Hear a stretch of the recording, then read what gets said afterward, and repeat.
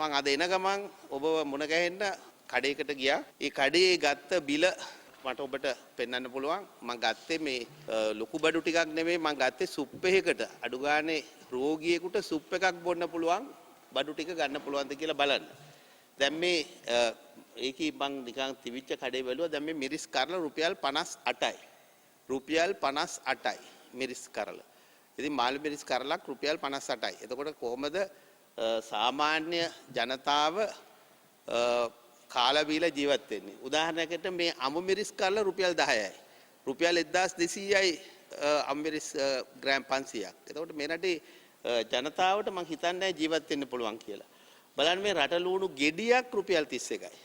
මං කිලෝ ගණන් ගත්තේ නැහැ 500 ගත්තේ නැහැ. ගෙඩියක් රුපියල් 31යි. බලන්න මේ කරිවිල ඔය සීනි එහෙම දින කට්ටිය වැඩිපුර කනවනේ කන්න හම්බෙන්නේ නැහැ. සීනි කන්නත් නැහැ කරිවිල කන්නත් නැහැ. දැන් මේ කරිවිල ගෙඩිය රුපියල් 31යි. එතකොට මෙහෙම සමාජයක මං හිතන්නේ නැහැ කොහොමද මිනිස්සු ජීවත් වෙන්නේ කියලා. බලන්න මේ බණ්ඩක කරල රුපියල් 9යි. බණ්ඩක කරල රුපියල් 9යි. බලන්න ටිකක් මේ විශේෂයෙන් බලන්න රුපියල් 25යි රාබු ගෙඩියක්. ඉතින් කොහොමද මහජනයා ජීවත් වෙන්නේ කියන්නේ මේ ගොටුකොළ මේ පොඩ්ඩ රුපියල් 50යි. රුපියල් 50යි. මං හිතන්නේ මේ රටේ ජනතාවට දෙහි ගෙඩිය රුපියල් 19යි සත 50යි. ගෙඩිය. එතකොට බලන්න තක්කාලි ගෙඩිය රුපියල් 22යි. තක්කාලි ගෙඩිය රුපියල් 22යි. එතකොට කොහොමද ජනතාව ජීවත් වෙන්නේ කියන එක ආණ්ඩුවක් කල්පනා. බතල ගෙඩිය රුපියල් 12යි. බතල රුපියල් 12යි. බලන්න කැරට් එක ගෙඩියක් රුපියල් 87යි. රුපියල් 87යි. සුබ්බොන් හම්බෙන්නේ නැහැ මේ ලිඩුන්ට ස්පිරිතාලවල ඉන්න. දැන් බලන්න අලු කෙහෙල් ගෙඩියක් රුපියල් 14යි. ඉතින් මෙහෙම යුගයක් වම්බොටු ගෙඩියක් රුපියල් 92යි. මම දන්නේ නැහැ කොහොමද ජනතාව ජීවත් කරවන්නේ කියලා. ඉස්සර නාඩු ගානේ වට්ටක කන්න තියෙනවා. වට්ටක මේ පොඩි කෑල්ල ග්‍රෑම් ගාන රුපියල් 73යි. ඉතින් කොහොමද ජීවත් වෙන්නේ? එතකොට බලන්න මේ පිපිඤ්ඤා ගෙඩිය රුපියල් 71යි. රුපියල් 71යි. මාධ්‍යවේදී ඔබට ජීවත් වෙන්නත් මං හිතන්න අමාරුයි. බලන්න බීට්රූට් එක අලයක් රුපියල් 63යි. ඒකත් අතින් ඇල්ලුවම ටිකක් එබෙන්නෝ ටිකක් පරණයි. බලන්න රුපියල් 63යි. ඒ ගමන් මම බැලුවා මේ හාල් කිලෝ එකක් කීයද කියලා. ටිකක් හොඳ හාල් කනවා නම් බඩවැල් දිරන්නේ නැතුව ඉන්න රුපියල් 240යි. ඒ කියන්නේ හොඳ හාල් කනවා නම් අනික් කට්ටියට බාල හාල් තව තියෙනවා නරක් වෙලා කිට්ටු වෙලා සත්තුන්ට දාන්න කිට්ටු වෙච්ච හාල් මාකට් එකේ ටිකක් අඩුවට හොඳ හාල් කෑවොත් 240යි. එතකොට මම හිතන්නේ ජීවත් වෙන්න පුළුවන් පරිසරයක් මේ ආණ්ඩුව ඇති කරලා තියෙනවා කියලා. මම බැලුවා ඒ කඩේ තියෙනවා කියලා කිරි පැකට් මොනවත් නැහැ හොයාගන්න. කිරි පැකට් එකක් තිබුණා මේ ඕස්ට්‍රේලියාවෙන් ගෙන්නන එක. මම කව කමන්නේ එකක් දෙන්නකෝ මාධ්‍යවේදීකටවත් දෙන්න පුළුවන්ද බලන්න මේ පොඩි ළමයි ඉන්නවනම් අරන් ගියට කමන්නේ රුපියල් 2850යි. රුපියල් 2850යි.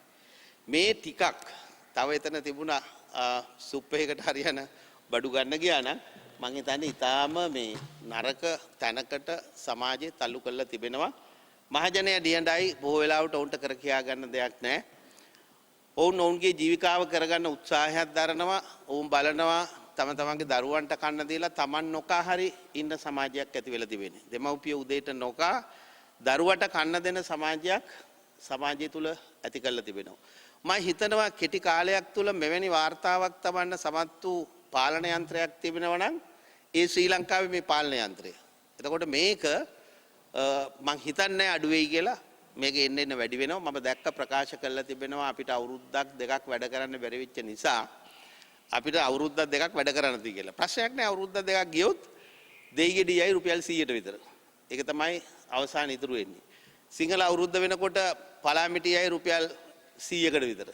සල්ලි අච්චු ගහලා මේ ප්‍රශ්නේ විසඳන්න බෑ. ඒ නිසා තමයි අපි දිගටම කියන්නේ බොහෝ අය අහනවනේ එක්සත් ජාතික පක්ෂය මොකද්ද කරේ කියලා. එක්සත් ජාතික පක්ෂය කරපුවා තමයි මේ මේසේ වටේ තියෙන්නේ. මොනවද කරේ? එක්සත් ජාතික පක්ෂය මේ මේසේ වටේ තියෙන ඒවා ස්ථාවර මිලක පවත්වාගෙන යන්න අවශ්‍ය වැඩපිළිවෙල ක්‍රියාත්මක කරා. ඒක 1977 ඉඳලා 1994 දක්වා ස්ථාවර පාලන යන්ත්‍රයක් තුල ක්‍රියාත්මක කළා. 1994ත් ඒ ස්ථාවර ක්‍රමවේදය ගෙනියන්න තිබුණා නම් රනිල් වික්‍රමසිංහ අර නායකතුමා සඳහන් කරන පරිදි චීනයේ 1978 මේ වැඩ ඔවුන්ගේ ලෝක තරගය ආරම්භ කළා. ඔහු අවුරුදු 50ක් යනකොට ලෝකයේ බල සම්පන්න රාජ්‍යයක් බවට පත් වෙලා තිබෙනවා. සිංගප්පූරුව අවුරුදු 50ක් ඇතුළත ඒ ස්ථානයට ගමන් කරලා තිබෙනවා. ලෝකේ බොහෝ රටවල් එහෙම ගමන් කරලා තිබෙනවා. ශ්‍රී ලංකාවත් එහෙම ගමන් කළ යුතු නිසා තමයි 1978 ශක්තිමත් ආණ්ඩුක්‍රම ව්‍යවස්ථාවක් සම්පාදනය කළේ. ඒ සම්පාදනය කරපු ආණ්ඩුක්‍රම ව්‍යවස්ථාව 1988 අප විසින්ම වෙනස් කිරීම තුළ ජාතිය මහා අගාධයකට ගමන් කළා තිබෙනවා. එයින් ගොඩ එන්න තමයි මේ රට විනාශ වෙගෙන යනකොට අධිභාර පනවල තියෙනකොට ගුවන් තොටුපොළට පැමිණෙන ගුවන් යානා වලට අධිභාර පනවනකොට 2001 රනිල් වික්‍රමසිංහ නායකතුමා රට බාර අරගෙන 2004 අප්‍රේල් 10 වෙනකොට ලෝකයේ බලවත් රාජ්‍යයන් සියල්ලම ජපානයට කැඳවලා ඒ ස්ථානයේදී සියලුම ලෝකයේ බලවත් රාජ්‍යයන් සමග සාකච්ඡා කළා ශ්‍රී ලංකාවත් ලෝකයේ තරඟයට ගෙන යාම සඳහා සූදානම් කරමින් සිටී. ඒ අවස්ථාවෙත් මේ රටේ වෙනත් දේශපාලන ව්‍යාපාර සම්පූර්ණයෙන්ම එක්සත් ජාතික පක්ෂය විනාශ කිරීම සඳහා ක්‍රියා කළා. නැවතත් 2015 ජනවාරි 8 වෙනිදා රනිල් වික්‍රමසිංහ අග්‍රාමාත්‍යතුමා රටේ ආර්ථිකයත් ඔබේ අනාගතයත් අපේ අනාගතයත් බාර අරගෙන සම්පූර්ණ රට වෙනස් කිරීම සඳහා ක්‍රියා කරා. ඒ නිසා තමයි රනිල් වික්‍රමසිංහ නායකතුමා අද දේශපාලන තලය තුල සිටින එකම දේශපාලන නායකයා තමයි මෙවැනි පළපුරුද්දක් අත්දැකීමක් ජාත්‍යන්තරයේ හැසිරවීමට හැකියාවක් තිබෙන ශ්‍රී ලංකාවේ ඇතිවෙන මන්ද පෝෂණය නැති කිරීම සඳහා නායකත්වයේ දිය හැකි රාජතාන්ත්‍රික දේශපාලන නායකත්වයක් එක්සත් ජාතික පක්ෂයේ සතුව තිබෙනවා. ඒ රනිල් වික්‍රමසිංහ මැතිතුමා ඒ නිසා තමයි අපි හැම වෙලේම දිගින් දිගටම කියන්නේ මේ විනාශ වෙන රට ගොඩ ගන්න සියලු කණ්ඩායම් එකතු වුණාට බෑ. සමහරව හිතනවා කැබිනට් මණ්ඩලයකට ගොඩ ගන්න පුළුවන් කියලා. කැබිනට් මණ්ඩලයේ මැති ඇමතිවරු ඉන්නවා. එහෙම ගොඩ ගන්න බෑ. හැබැයි එතන නායකත්වයක් අවශ්‍යයි. ඒ නායකත්වයේ තිබෙන දේශපාලන පක්ෂය එක්සත් ජාතික පක්ෂය ඒ සඳහා නායකත්වයේ දිය හැකි පුජ්‍යලයා හිටපු අග්‍රාමාත්‍ය රනිල් වික්‍රමසිංහ මැතිතුමා. දැන් එතුමාගෙන් සමාජය ඔබ මම ඒ වගේම සම්පූර්ණයෙන්ම මන්ද පෝෂණයෙන් පෙළෙන්ට යන ජනතාවක් ගොඩ ගැනීම සඳහා එතුමා පාවිච්චි කළ යුතුව තිබෙනවා. එතුමාගේ ඒ දැනුම පළපුරුද්ද ජාතිය යහපත පිණිස අනුගමනය කළ යුතුව තිබෙනවා. ඒ නිසා තමයි එතුමා දිගින් දිගටම කිව්වේ වහාම ජාත්‍යන්තර මූල්‍ය අරමුදලට යන්න කියලා. දැන් මේ ගැන විවිධ බිල්ලෝ පත්තරවල මවනවා. සමහර ලාවට කියනවා ජාත්‍යන්තර මූල්‍ය අරමුදලට ගියාම කොන්දේසි වලට යටත් වෙන්න වෙනවා කියලා. සම්පූර්ණ මුලාවක්. ජාත්‍යන්තර මූල්‍ය අරමුදල ආරම්භ වෙනවා 1944. ජාත්‍යන්තර මූල්‍ය අරමුදල ආරම්භ වුණාට පස්සේ 1950 ශ්‍රී ලංකාව ජාත්‍යන්තර මූල්‍ය අරමුදලේ සමාජිකත්වය ලබා ගන්නවා. පළවෙනි වතාවට ජාත්‍යන්තර මූල්‍ය අරමුදලට 1960 දශකයේදී යනවා. ශ්‍රී ලංකාව ගිහිලා තිබෙනවා 16 වතාවක්. ඒ 16 වතාව මම අද ඔබට දැන ගැනීම සඳහා ඉදිරිපත් කරනවා. ඒ 16 වෙනි වතාව හැම අවස්ථාවකම රට ගොඩ ගැනීම සඳහා අවශ්‍ය ක්‍රියාදාමය සිදු කළා. 77 ඉඳලා 94 දක්වා සිදු කළා. 87 88 89 වකවානුවේදී උතුරේ ත්‍රස්තවාදයේ විසින් එක්සත් ජාතික පක්ෂය මර්ධනය කළා.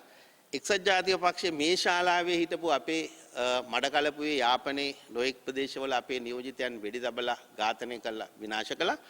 ඒ වගේම දකුණේ 10-15000කට අධික පිරිසක් එක්සත් ජාතික පක්ෂයේ මරලා විනාශ කරන්න උත්සාහ කළා. උතුරේත් දකුණේත් එකම දේ ක්‍රියාත්මක කළා. එවැනි අවස්ථාවකත් 1987 88 89 90 වකවානුවේදීත් එක්සත් ජාතික පක්ෂය මේ රට ගොඩ ගැනීම සඳහා ඉලක්ක තබමින් සිටින අවස්ථාවක තමයි ආණ්ඩුක්‍රම ව්‍යවස්ථාවේ දුර්වලකම හරහා මේ රට මෙතනට පත් කරලා තිබෙන්නේ. ඒ නිසා තමයි රනිල් වික්‍රමසිංහ නායකතුමා දිගින් දිගට කියන්නේ මේ රටේ අනාගතයේ වසර 20ක ශක්තිමත් කවුරු බලයට ආවත් වෙනස් කළ නොහැකි ජාතික ප්‍රතිපත්ති රාමුවක් සකස් කළ යුතුයි කියලා. ඒ සඳහා අපි ප්‍රධාන කාරණා 4ක් මුල් කරගෙන යකඩ රාමුවක් ජාතිය හමුවේ තබන්ට ක්‍රියා කරමින් සිටිනවා. ඒකේ ප්‍රධාන තැනක් දෙනවා අපි ස්වභාවික සම්පත් සහ කාබනික තත්ත්වය ලෝකේ පාලනය කිරීම සඳහා ගන්නා ක්‍රියාදාමයට මූලික තැනක් ලබා දෙමින් ඒ සඳහා තමයි ලෝකේ වැඩිම මුදල් ප්‍රමාණයක් ලෝකේ නායකයන් විසින් වෙන් කරලා තිබෙන්නේ රුපියල් බිලියන ඩොලර් බිලියන 100ක මුදලක් ලෝක නායකයින් විසින් පසුගිය සම්මේලනයේ වුන් වෙන් කරලා තිබෙනවා. ඒ ඉලක්ක සම්පූර්ණ වෙන පරිදි එක්සත් ජාතික පක්ෂය ඒ යෝජනා අපේ පක්ෂ ප්‍රධාන කෘත්‍යාධිකාරී මණ්ඩලයේ අනුමත කරමින් රනිල් වික්‍රමසිංහ නායකතුමා ජාත්‍යන්තරයත් දේශීයත්වයත් ආරක්ෂා කර ගැනීම සඳහා අවශ්‍ය පියවර තබමින් සිටිනවා. අවසාන වශයෙන් මම කියන්න කැමති ජාත්‍යන්තර මූල්‍ය අරමුදලට අවසාන වතාවට එක්සත් ජාතික පක්ෂය 2015 ජනවාරි 8 වෙනිදාන් පස්සේ ගියා. ඒ ගිය අවස්ථාවේදී ඔවුන් අපිට යෝජනා 4ක් ඉදිරිපත් කළා. මොකද මේ මහා බිල්ලන් මවනවනේ අපිට යෝජනා ඉදිරිපත් කරා කියලා. බලන්න මේ එක යෝජනාවක්වත් වැරදි නම් ඕන මාධ්‍යවේදියෙකුට මගෙන් ප්‍රශ්න කරන්න පුළුවන්. එක යෝජනාවක් තමයි රටේ සංචිතවල ව්‍යුහය වර්ධනයක් ඇති කිරීම සහ එමගින් පවතින මූල්‍යමය හිගිය පියවීම. ඉතින් රටේ මූල්‍ය තත්ත්වය ශක්තිමත්ව තබා ගන්න කියන එක ජාත්‍යන්තර මූල්‍ය අරමුදල කියන නරක දෙයක්ද? හොඳ දෙයක්. බලන්න ඊළඟට දෙවනුව අපිට කියපු යෝජනාව තමයි ශ්‍රී ලංකා මහ බැංකුවේ පවත්නා විදේශ සංචිත ෂෙයා වීම නැවැත්වීමට පියවර ගැනීම. දැන් මේක නරකද? එතකොට අපේ සංචිතය ෂෙයා නොවි තබා ගැනීම නරකක්ද? මොකද අපේ මහ බැංකුවේ සංචිත වලට අත ගහන්න පටන් ගත්තේ 1994න් පස්සේ. ඊට ඉස්සර අපි මහ බැංකුවේ සංචිත වලට අත ගහලා රට සංවර්ධනය කරපු දේශපාලන පක්ෂයක් නෙමෙයි. ඕනනම් මහ බැංකු වාර්තා වලට කියලා බලන්න. ඉතිහාසයේ පළවෙනි වතාවට 1994න් පස්සේ පාලනය තමයි අපේ බොන්ඩ් සේල් කළා වැඩ කරන ව්‍යාපාරය ආරම්භ කරේ පාලන යන්ත්‍රය තුල. තුන්වෙනි යෝජනාව ශ්‍රී ලංකාවේ දළදේශීය නිෂ්පාදනයට සාපේක්ෂව පවත්නා ණය හිගිය අවම කර ගැනීමට පියවර ගැනීම සහ 4 පොදු මූල්‍ය කළමනාකරණය විධිමත් කර එමගින් සංස්ථා හා දෙපාර්තමේන්තු කාර්යක්ෂමව පවත්වාගෙන යාම. දැන් මේ යෝජනා 4 නරකද? මට තේරෙන්නේ නැහැ. මේ යෝජනා 4න් කියන්නේ විනයානුකූල ආර්ථික සැලැස්මක් ක්‍රියාත්මක කරන්න, විනයානුකූල මුදල් රෙගුලාසි ක්‍රියාත්මක කරන්න. එතකොට එක එක්කෙනාට ඕන විදිහට මුදල් පරිහරණය කරන්න බෑ. ඉතින් හොඳයිනේ. එතකොට රටේ මහ ජනතාවට මේකෙන් ආරක්ෂාව ලැබෙයි. බලන්න ඒ සඳහා එක්සත් ජාතික පක්ෂයේ නායක රනිල් වික්‍රමසිංහ මැතිතුමා ප්‍රමුඛ අපි කැබිනට් මණ්ඩලය IMF එකට අපි යෝජනා කරපු ඒගොල්ලෝ අපිට ඒවා යෝජනා කරාම අපි කියනවා රාජ්‍ය මූල්‍ය ඒකාබද්ධ කිරීම. නරක දෙයක්ද? ඇයි ඕනේ ඔබට පාඩුවට ලබන දෙපාර්තමේන්තු ඔබේ සල්ලි වලින් ඒවා නඩත්තු කරවීමද? නෑ. ඒවා ලාභ ලබන ආයතන බවට පරිවර්තනය කිරීම. බලන්න රාජ්‍ය ආදායම බලමුළු ගැන්වීම. අපි ඉතින් නරක දෙයක්ද යෝජනා කරලා තියෙන්නේ? හොඳ දෙයක්. බලන්න 3 මහජන මූල්‍ය කළමනාකරණය ප්‍රතිසංස්කරණ හඳුන්වා දීම. ඒ කියන්නේ ජනතාව සහ මූල්‍ය පරිපාලනය කොහොමද අපි කරන්නේ කියලා. අපි ඒ අය දීපු යෝජනා 4ට අපි කියන යෝජනා. රාජ්‍ය සංස්ථා ප්‍රතිසංස්කරණය කිරීම සඳහා ක්‍රියා කිරීම. ඒක නරකද? ඇයි ඔබට හැමදාම ඕනේ ඔබේ සල්ලි වලින් ඔබේ විදුලිය ගෙවන එකෙන් පාඩුවට විදුලිය දුවන්නද? පාඩුවට khනිජ තෙල් දුවන්නද? පාඩුවට ජල සම්පාදනය දුවන්නද? ඔබේ ගෙදරින් දීලා ආයතන දුවන්නද? ආයතනය ලාභ ලබන ආයතනයක් බවට පරිවර්තනය කිරීම වැදගත්. ඉතිහාසයේ විදුලි සංදේශ දෙපාර්තමේන්තුව ටෙලිකොම් කරා. අද ලංකාවේ ජනගහනය වගේ 3 ගුණයක් දුරකථන භාවිතා වෙනවා. නරකද? ඉතින් හොඳ දේවල් කියලා තියෙන්නේ. දැන් බලන්න ඊළඟට න්‍යායශීලී විනිමය අනුපාතයක් ඔස්සේ උද්දමනය පාලනය කිරීමට අපේ ආණ්ඩුව පියවර ගැනීම. 6 වෙනි ඒගොල්ලෝ යෝජනා 4ක් දුනාම අපි යෝජනා 6ක් දෙනවා. වෙළඳාම් සහ ආයෝජන සඳහා ප්‍රතිසංස්කරණ හඳුන්වා දීම. ඉතින් අපි ලෝකයේත් එක්ක තරඟ කළ යුතුයි. ලෝකයේත් එක්ක තරඟ කරන්න එක්සත් ජාතික පක්ෂේ නායක රනිල් වික්‍රමසිංහ හිටපු අග්‍රාමාත්‍යතුමා මේ යෝජනා 6 එදා ඉදිරිපත් කළා මේ ජාත්‍යන්තර මූල්‍ය අරමුදලට. බලන්න ඒ නිසා තමයි අපිට ඩොලර් බිලියන 1.5ක් වගේ පතකෙන් සඳහන් කරේ ඩොලර් බිලියන 1.5ක් මාස 36කට ජාත්‍යන්තර මූල්‍ය අරමුදල ලබා දුන්න නිසා තමයි ඔබ කැරට් ලාභයට කෑවේ. ඔබ දෙහි ලාභයට භුක්ති විඳේ. ඔබ බතල ගෙඩිය අඩුවට කෑවේ බිව්වේ නිසා. ඉතින් ඒ නිසා තමයි අපේ පක්ෂ නායකතුමා දිගින් දිගටම ප්‍රකාශ කරේ මහ ජනතාව පීඩනයට පත් නොකර රටේ අනාගත પરම්පරාව මන්දපෝෂිත પરම්පරාවක් බවට පරිවර්තනය නොකොට අපි ක්‍රියා කළ යුතුයි කියලා. ඉතින් එක්සත් ජාතික පක්ෂය ඒ සඳහා 77 සිට 94 දක්වා ඉලක්ක සම්පූර්ණ උත්සාහ කරා. ඒ ඉලක්ක පරාජය කිරීම සඳහා ත්‍රස්තවාදී ව්‍යාපාර දෙකකට එක්සත් ජාතික පක්ෂය මුහුණ දීලා තියෙනවා. අපිව මරලා නැති කරන්න බැරි දේශපාලන පක්ෂයක්, කඩලා නැති කරන්න බැරි බව සියලු දෙනා මතක තබා ගත යුතුයි. 15000ක් මේ පක්ෂ මූලස්ථානයේ ඝාතනය කළාම ඝාතනය නොවන දේශපාලන පක්ෂයක් බවට මතක තබා ගත යුතුයි. මේ පක්ෂයේ හිටපු සභාපති රංජන් විජේරත්න මහත්මයා වෙඩි තියලා මරලා දැම්මා. මේ පක්ෂයේ හිටපු සභාපති හර්ෂ අබේවර්ධන මහත්මයා වෙඩි තියලා මරලා දැම්මා. මේ පක්ෂයේ හිටපු සභාපති නන්දලාල් ෆෙනෑන්ඩෝ මහත්මයා වෙඩි තියලා මරලා දැම්මා. මේ පක්ෂයේ හිටපු දොස්තර ගාමිණී විජේසේකර මහත්මයා වෙඩි තියලා මරලා දැම්මා. විශාල පිරිසක් ඝාතනය කළා තිබෙනවා. ඝාතනය කළා නවත්තන්න බැරි ගලන මහා දේශපාලන ගංගාවක් කිසිසේත්ම කුඩා කුඩා කණ්ඩායම් වලට පාලනය කරන්නට එක්සත් ජාතික පක්ෂය ඉඩ තියන්නේ නැහැ. අපේ යුතුයකම තමයි මේ මගේ ඇඟ දෙපැත්තේ තිබෙන සුප්පේකට ගන්න භාණ්ඩවල තත්වය අනාගතේ ස්ථාවර තත්වයකින් පවත්වාගෙන යෑම. එය තමයි 2015 ජනවාරි 8 වෙනිදා සිට 2019 දක්වා හිටපු අග්‍රාමාත්‍ය රනිල් වික්‍රමසිංහ මැතිතුමා ඔබට උරුම කරේ ලබා දුන්නේ දායාද කළේ. එය කළේ කැබිනට් මණ්ඩලයක් හිටපු බව ඇත්ත. හැබැයි එතනට නායකත්වයක් අවශ්‍යයි. අදත් කැබිනට් මණ්ඩලයක් තියෙන බව අපි පිළිගන්නවා. හැබැයි ආර්ථිකය පිළිබඳ දර්ශනයක්, ලෝකයේ පිළිබඳ දැක්මක්, ශ්‍රී ලංකාව පිළිබඳ දැක්මක් පාලනයක් සඳහා තිබිය යුතුයි. පුජ්‍යලයන් සමූහයක් හිටියා කියලා රටක් ගොඩ දමන්න බෑ. ඒන රටක් ගොඩ දමන්න පුළුවන් අපේ නායකත්වය හරහා.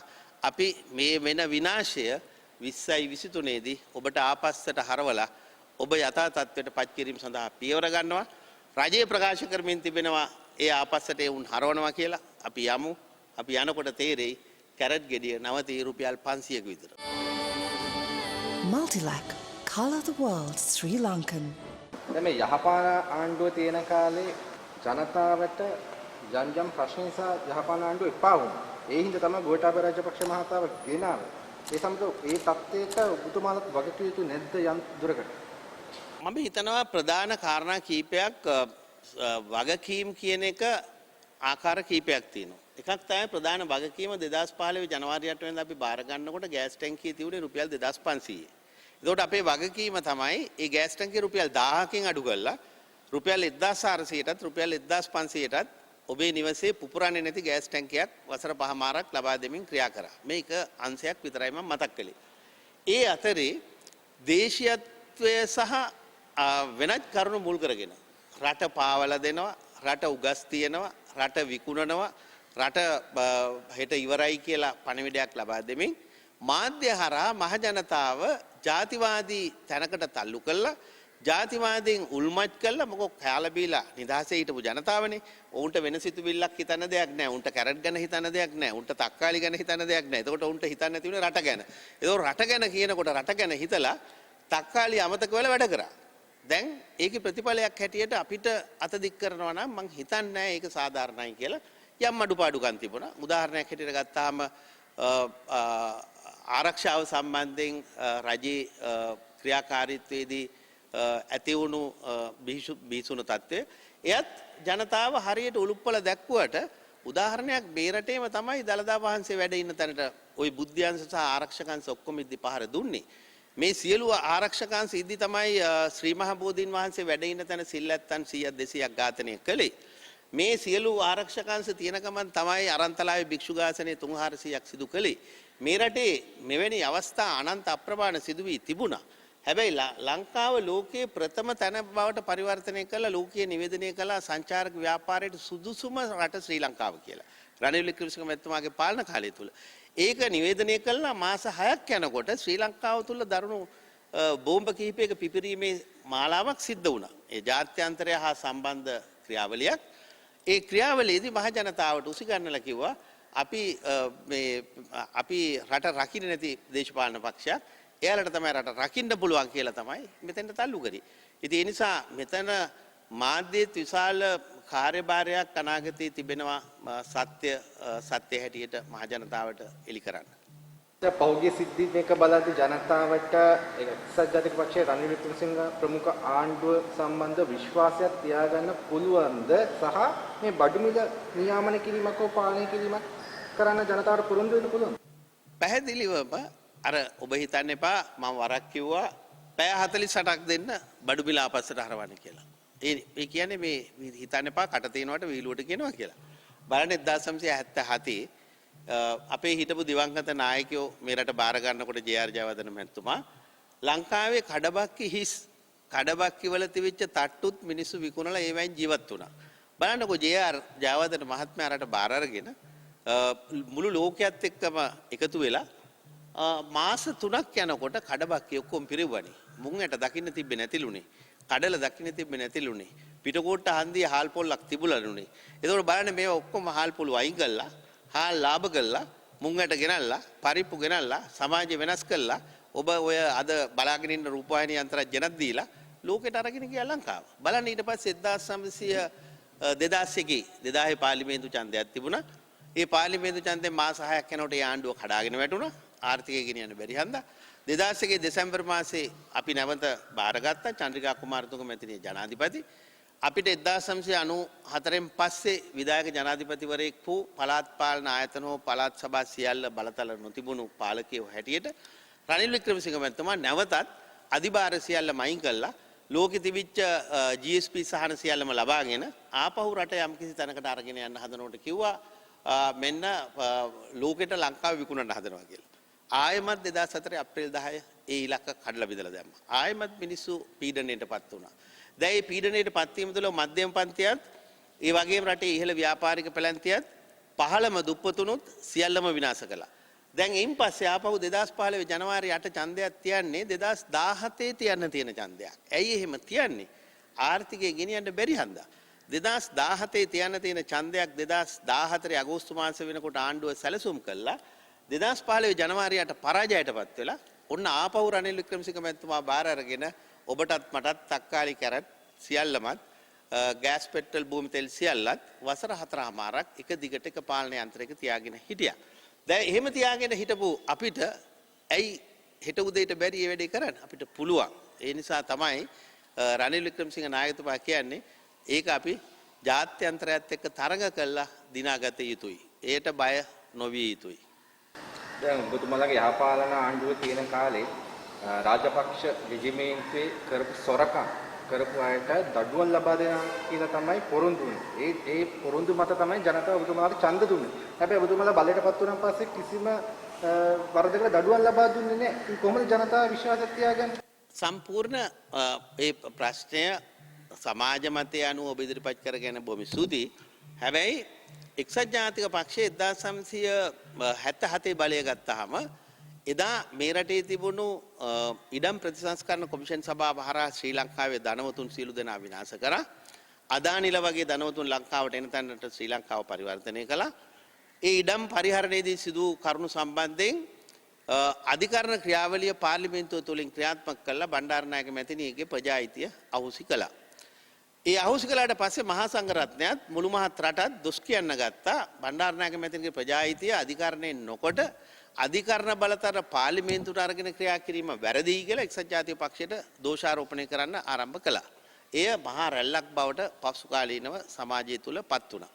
දැන් ඉන් පස්සේ 2015 ජනවාරි 8 අපි බලය ලබා ගත්තට පස්සේ අපි පාර්ලිමේන්තුව නීති සම්පාදනය කරන ස්ථානයේ හැටියට පාර්ලිමේන්තුවෙන් පැය 48කින් පාර්ලිමේන්තුවක ඇඳලා දඩුවම් කිරීමේ ක්‍රියාවලිය අපි අනුගමනය නොකොට ආණ්ඩු ක්‍රම ව්‍යවස්ථාව සහ අධිකරණයේ ස්වාධීනත්වයේ දිහා බලලා ස්වාධීන වේගවත් මහාධිකරණ වෙනම පත් කළා නඩු 340ක් ගොනු කරලා තිබිච්ච සමාජයක්.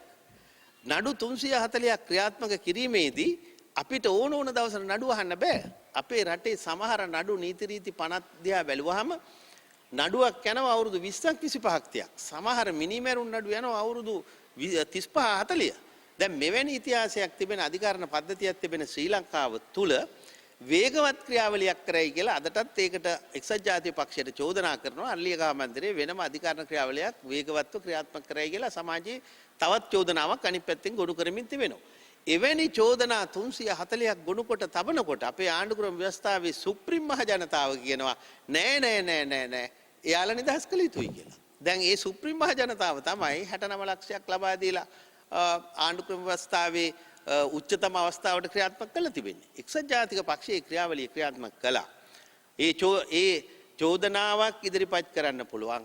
චෝදනාවක් දේශපාලන වේදිකාවේ තියෙන සටන් පාට එකක්. අධිකරණ ක්‍රියාවලිය තව එකක්. දේශපාලන ක්‍රියාවලිය තුල අරයට මෙයා හොරා කියනවා මෙයාට අරයා හොරා කියනවා. දුර්වල දේශපාලඥයන්ගේ ස්වභාවයක්. රටට දර්ශනයක් නැති දේශපාලන පක්ෂ බොහෝ වෙලාවට කණ්ඩායම් අරයා හොරා මෙයා හොරා කියන එක තමයි දක්ෂ ලේසිම වැඩේ. හැබැයි ඉතිහාසෙ පුරා අපි දැකලා තියෙනවා මං කියන්නේ අයින් සියලු දෙනා නිදොස් කොට නිදහස් කියලා. හැබැයි යම් අවස්ථාවල අර ඇතුළත් මුදලි මැතිතුමාට නැව් ගිල්ලා හොරා කිව්වා. මට පේනවා රාජකීය විද්‍යාලයේ පිළිරුවල් ළඟට ගිහිල්ලා මල් මාලා දාලා වඳිනවා. මේක තමයි දේශපාලන සංස්කෘතිය. මෙන්න මේ දේශපාලන සංස්කෘතියෙන් ශ්‍රී ලංකාවත් නිදහස් විය යුතුයි කියලා මම විශ්වාස කරනවා එක්සත් ජාතික පක්ෂ සභාපතිවරයා හැටියට. යම් වරදක් තිබෙනවා නම් රටේ තිබෙන නීති රීති පද්ධතිය ප්‍රමාණවත් හොඳටම ක්‍රියාත්මක කරගන්න. හැබැයි දේශපාලන සටන්පාට සහ ක්‍රියාවලියන් සහ අධිකරණ ක්‍රියාවලියන් වෙනස් බව ජාතියේ සියලු දෙනා මතක තබාගත යුතුයි. දැන් ඔබතුමාලගේ පක්ෂයේ දැන් යහපාන ආණ්ඩුව තියෙන සමයේ ඔබතුමාලත් එක්ක හිටපු ඇතැම් ඇමතිවරු යම් වැරදි කරා. ඒ වැරදිත් එක්ක තමයි මේ ආණ්ඩුව යහපාන ආණ්ඩුව පෙරළුනේ. එතකොට දැන් ඉදිරියේදී අර රනිල් වික්‍රමසිංහ ප්‍රමුඛ ආණ්ඩුවක් බලයට පත් කරන්න ඒ වැරදි කරපු අය නැවත එකතු කිරීමක් සිදු ප්‍රධාන කාරණා කීපයක් අපිට බලන්න තිබෙනවා. අපේ නීති පද්ධතිය තුල නීතිය ක්‍රියාත්මක වීමේ ක්‍රමවේද ගණනාවක් තිබෙනවා. එකක් රාජ්‍ය යාන්ත්‍රණයට නීතිය ක්‍රියාත්මක වෙනවා ආණ්ඩු ක්‍රම ව්‍යවස්ථාවට අනුකූලවත් ආයතන සංග්‍රහයට අනුකූලවත් යම් රාජ්‍ය නිලධාරීන් තුල අකාර්යක්ෂමතාවයන් හෝ අක්‍රමිකතාවයන් සිදු වුණොත් ඒ සඳහා ක්‍රියා කිරීමට බලය ආණ්ඩු ක්‍රම ව්‍යවස්ථාව තුල පනවලා තිබෙනවා. දේශපාලඥයන්ගේ නඩු අහන ක්‍රම කීපයක් සකස් කරලා තිබෙනවා. එකක් ඒවා ක්‍රිමිනල් ඔෆෙන්ස් එකක් නම් හයි කෝට් එක යටතේ වාද විවාදයකින් තොරව දේශපාලඥයෙක් කියලා වෙනසක් නැහැ. ඔහුටත් ක්‍රියා කරන්න පුළුවන්. ඒකම සෑම දේශපාලඥයෙක්ගේම නඩු අහන වසර ගාන නියම කරලා තියෙනවා. වසර 5කට වරක් දේශපාලඥයන්ගේ නඩු අහනවා. රාජ්‍ය සේවකයන්ගේ නඩු අහන්නේ නැහැ වසර 5කට වරක්. දේශපාලඥයන් නඩු අහනවා අවුරුදු 5කට සැරයක්. කොහොමද අහන්නේ? අපේ ආණ්ඩු ක්‍රම ව්‍යවස්ථාව අනුව සුප්‍රීම මහ ජනතාව සුප්‍රීම මැන්ඩේට් එක පීපල් මහ ජනතාව ඉදිරියට ගිහිල්ලා ඔහු එක්ක සමත් වෙනවා ඔහු එක්ක අසමත් වෙනවා. අන්න ඔහුට දඬුවම් කරන ක්‍රම දෙකයි. එකක් අධිකරණ ක්‍රියාවලිය තුලින් දඬුවම් කරනවා. දෙවෙනි ක්‍රියාවලිය තමයි සුප්‍රීම මහ ජනතාව විසින් දඬුවම් කරනවා, ඉවත් කරනවා, පත් කරනවා. වරදකරුවෙක් ජීවිත කාලය තුල වරදකරුවෙකු හැටියට දැකීම අධිකරණ ක්‍රියාවලිය තුල සටහන් වෙන්නේ නැහැ. යම් වැරදි තිබෙනවා ජීවිතාන්තය දක්වා සිර දඬුවම් ලබන ඒවා. අනිත් ඒවා ඕනෑම මිනිසෙක් කරන වරදක් නිවැරදි කිරීම තමයි අධිකරණ ක්‍රියාවලියේ තිබෙන ක්‍රියාවලිය. ඒක රාජ්‍යාංශෙත් එහෙමයි, දේශපාලඥයන්ටත් එහෙමයි. වරදක් කරොත් දඬුවමක් දෙනවා. දඬුවමෙන් පස්සෙත් ඔහු ඒ දඬුවමේ වරදකරුවෙකු නොව ඔහුට සමාජගත වීමේ අයිතිය සියලු පුරවැසියන්ට දේශපාලඥයන්ට පමණක් නෙමෙයි අධිකරණ ක්‍රියාවලිය තුලත් ආණ්ඩු ක්‍රම ව්‍යවස්ථාව තුලත් ස්ථාපනය කරලා තිබෙනවා. දැන් ඔබතුමාලගේ ආණ්ඩුවක් ආවොත් ඉදිරියේදී මේ රාජපක්ෂ පවුල විසින් මේ විකුණපු මේ සම්පත් ඒ ණය ගෙවන්නේ කියලා ඔබතුමාලත් ණය ගන්නවද නැත්නම් ලංකාවේ තියෙන වෙනස් සම්පත් විකුණනවා කියලා කියන්න පුළුවන්ද කොහොමද? සම්පූර්ණ අපේ ආර්ථික දර්ශනය වෙනස්. අපි ලෝකෙට බය නැහැ. අපි ලෝකයේ සමග තරඟ කරන දේශපාලන පක්ෂයක්. අපි ශ්‍රී ලංකාවට විතරක් ටෙලිෆෝන් විකුණන්න හිතපු ආණ්ඩුවක් නෙමෙයි. අපි ලෝකයේ සමග තරඟ කළ යුතුයි කියන තැනක ඉන්න පාලන කණ්ඩායමක්. ලෝකයේත් එක්ක තරඟ කරොත් තමයි ඔබෙත් සාක්කුවට ආදායම වැඩි වෙන්නේ. අපේ ප්‍රතිපත්ති වෙනස්. අපිට ඒක කිසිසේත්ම අදාළත් නැහැ. ඔවුන් කළ තියෙන ක්‍රියාවලියන් සම්බන්ධයෙන් අපිට ඒවා ආපස්සට හරවා ගැනීම හෝ ඒවා අපිට අවශ්‍ය කළමනාකාරීත්වයට ගැනීම සඳහා ඒක බොහොම සරල කාරණයක් හැටියට අපි දකින්නේ. කියන්නේ ඔබතුමාලා බලයට આવොත් චීනයත් එක්කම නෙමෙයිද වැඩ කරන්න සිද්ධ වෙන්නේ ඉස්සරහ? අපි ලෝකෙත් එක්කම වැඩ කරනවානේ. ඒ චීනෙ විතරක් අපි ලෝකෙත් එක්කම වැඩ කරන රාජ්‍යයක්. මම දැක්කා මම කනගාටු වෙනවා චීන වගේ රාජ්‍යයක පෝර නැවකට මාධ්‍ය හරහා අසුචි නැවක් කියලා ප්‍රකාශ කිරීම මම තරයේ හිලා දකිනවා. ඒ සම්පූර්ණ කනගාටුදායක කරුණක්. මොකද ජාත්‍යන්තර දේශපාලනයේ සමග ශ්‍රී ලංකාව පෝරවල පැටළුණා. ලෝකේ රටවල් පෝර දෙන්න පොර කනකොට ලංකාව දෙකට බෙදිලා එක කණ්ඩායමක් චීන පැත්ත එක කණ්ඩායමක් තව පැත්තකට එකතු වෙලා ලෝකෙට හානියක් කරගත්තා. ඉතින් ඒක වැරදි. චීන කියන්නේ අපේ ලංකාවට හිටපු හොඳ මිතුරෙක්. චීන සම්බන්ධතා එක්සත් ජාතික පක්ෂය තර කරපු දේශපාලන පක්ෂයක්. චීනය පමණක් නෙවෙයි අපි යුරෝපය සමග ඇමරිකාව සමග ලෝකයේ සමග වැඩ කරන පාලන යන්ත්‍රයක්. Multilac, Colour the World Sri Lankan. The News Reporter වාරණයෙන් තොර අපක්ෂපාතී වාර්තාකරණය